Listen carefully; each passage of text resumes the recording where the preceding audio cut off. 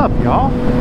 How y'all doing this fine morning? I know it don't look like morning, but I promise it is. It is, looks like 5:57 in the morning. I do believe I forgot to set this for daylight savings, which is cool because it's about to hit again, so we'll just leave it. It's that exciting time of year where I get to ride my motorcycle to work again. Actually, this is my wife's bike. I was going to take my 10R. There's some dirt road involved. She didn't think that was a good idea. 10R has cruise control. I'm just going to throw that out there. But hey, I'm on the 636, y'all. The humble beginnings. Well, not this bike, my bike, which is under the knife right now, or under the wrench, or whatever you want to call it. So yeah, man, I'll tell you what, after riding my 10 for the last month and a half, this little 636 feels dinky to me. It's definitely a completely different experience, man. It's a I'm gonna tell you, I like the 10 better. I mean, for the price difference, you ought to. But I mean, don't get me wrong, 600s are great, but that 10 just feels overall more sound, more like, you know, just, that being said, you know, it feels more planted, whereas, you know, this feels a little more whoosh. See, we did be a little nimble. And I'm not saying the 10 isn't nimble, it's just, it's weird. I didn't realize how big of a difference there was. Also, one of the things I noticed right away was I probably need to adjust her throttle too, because she got a lot of play in there before you hit the gas. Whereas my 10R, man, I mean, it's pretty much right away. Actually, it's a funny story. When I first got the 10R, I killed it a few times, so I wasn't giving it enough gas. Because it's so different, and like, you know, obviously being 1,000, you don't want to like play into it like. But also, see, 1000s have a little bit taller first gear, and it seems to take just a slight more to get them going. Whereas 636, man, especially these, you can turn the idle up on them, and you don't need the gas; it'll go.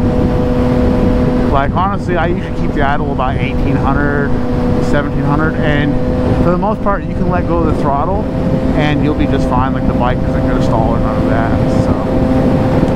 So yeah, I'm riding to work. I got about, I think, 40 miles left to go. So, you know, it's a decent little hike to work in the morning. And when I started this job last year, I was riding my bike to work every day, and it's a good feeling to ride again. It's a smidge chilly. It's like 40 something degrees out, but nothing I can't handle, man. Y'all be knowing I'm about that life. I will ride when I can, and it's gonna be 80 when I get off, y'all. The only thing that's gonna suck is I have to wear this freaking coat home, because I have no other way to get it home.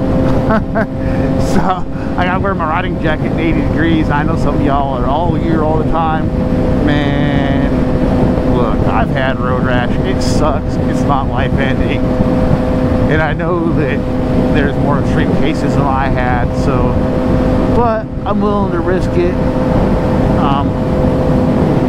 You know what I mean? Wearing a coat in the Texas summer is not a good thing. I like to get on my bike and enjoy it. And I always wear my helmet, gloves, usually pants, always shoes or boots.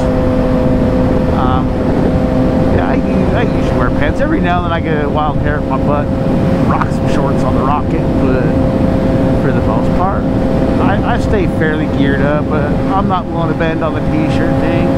Well, it's getting a little chilly now that we're getting out of town. It always does. So I noticed, like last summer too, when I first start getting out of town, it cools down a little bit, and then as I get a little closer to work, it seems to go a little bit back up. So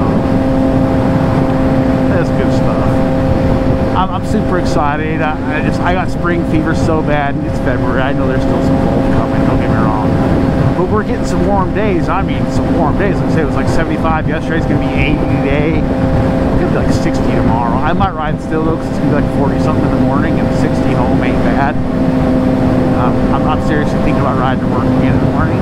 And plus, the exciting part about this is it gives me more time to record and put out videos for you guys, because I love doing these videos, and I love the interaction I've been getting, and I love all of it, man. I'm having a blast. I'm living my best life, y'all, and I appreciate y'all being here for the journey. It's just, to me, it's magical. So, I mean, look, we got looking like a full moon over there peeking from behind the clouds. So, and I know I've gotten some feedback, people don't like the nighttime videos as much, and I will start doing more daytime videos, but I'm gonna be real, I'm gonna do both of them, because I do a lot of riding in the dark, because I pretty much work from dark to dark, man. Like, I work, like, you know, these lifestyles, they don't support themselves, you know, so bike parts ain't cheap, motorcycles ain't cheap, the insurance for them sure as the heck ain't cheap. So, yeah, I work, man, and I love my job, don't get me wrong. Sometimes I wish I didn't work so many hours, but I do love my job. They treat me really good. It's a good company. I enjoy what I do. For those of you who don't know, I drive one of the big dump trucks on the mine. Well, it's not really, it's a quarry. I work at a sand and gravel plant, so yeah, so I love what I do, man. I drive a dump truck all day. I literally just drive all day. I sit in there, I listen to podcasts or music and stuff my fat face and just enjoy life. And usually the days go fairly quick. You know, 11-hour days, they go alright. So I think that's about all I got for y'all this morning. Who knows, maybe in between getting loaded at work, I'll get this video up for you today. We'll go 2 in it. You just never know. And I'll be back on the way home and I'll record another one, because you know what, that's what I do. That's what motovlogs are for. We are keeping a motor video diary of our life here.